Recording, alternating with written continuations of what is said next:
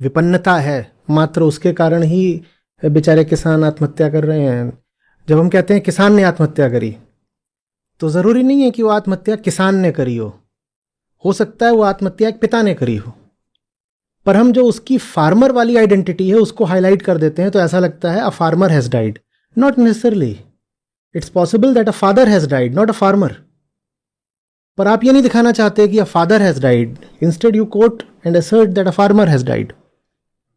Father has died से मेरा क्या आशय है? तुमने वो बेचारा गांव का किसान, तुमने उसके मन में ये बात भर दी है कि घर में किसी की मृत्यु हो जाए तो इतना खर्चा करो, और 13 दिन तक खर्चा करो, उसके बाद हर महीने करो, फिर हर साल करो।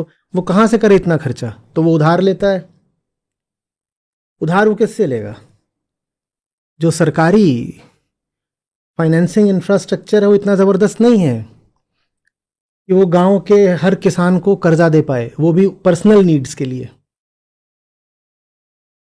तो वो जो गांव का किसान होता है, वो जो गांव का ही एक साहूकार होता है, जा करके मनी लेंडर, उससे पैसा ले लेता है और वो बहुत अनाप शनाप दरों पर लेता है। वहाँ पर इंटरेस्ट पर ईयर के आधार पे नहीं लगता, वहाँ वो पर मंथ के आधार पे लगता है। महीने का 1%, महीने का 2%, इस हिसाब से लगता है। अब वो गांव का बंदा है, वो बहुत पढ़ा लिखा भी नहीं है, लेकिन उसके ऊपर भारी सांस्कृतिक दबाव है कि बेटी की शादी धूमधाम से करनी है, तो वो कर्जा ले लेके करता है।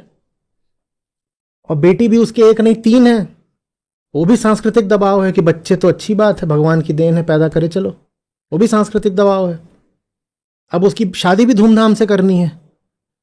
फिर शादियों के अलावा घर में और भी कई तरह के काम होते हैं, तमाम तो संस्कार होते हैं, फिर मौत भी हो जाती है, कई बार कुछ हो जाता है।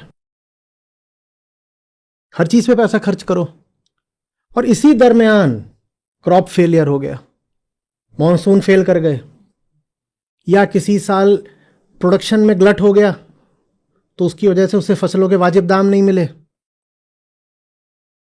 कई चीज़ें होती हैं, अनसर्टेनिटीज़ होती हैं एग्रेरियन सेक्टर में। तो हम ये कह देंगे कि देखो साहब, इस साल मॉनसून फेलियर की वजह से उस किसान ने आत्महत्या कर ली, या उसे वाजिब दाम नहीं मिले तो उसने आत्महत्या कर ली। वो एक कारण है, पर उसके पीछे और भी कारण है। वो बेचारा पहले से ही कर्जदार होकर बैठा था, और उस कर्जदार होने के पीछे हमारा ये जो बिल्कुल बेकार का रिवाज है, वो बहुत बड़ी वजह है कि इस चीज़ पे खर्च करो, और जिन चीज़ों पे खर्च करवा रहे हो उसमें कोई टेंजिबल वैल्यू क्रिएशन नहीं हो रहा, उसमें कोई आरओआई नहीं है। घर में कोई सी चीज़ हो रही है, ये हो रहा है, वो हो रहा है, कोई ये आ गया, इतने लोगों को बुला के भोजन करा दो, पंडित जी आए हैं तो उनको कम से कम इतनी दक्षिणा तो देनी पड़ेगी, कहाँ से दे बेचारा किसान?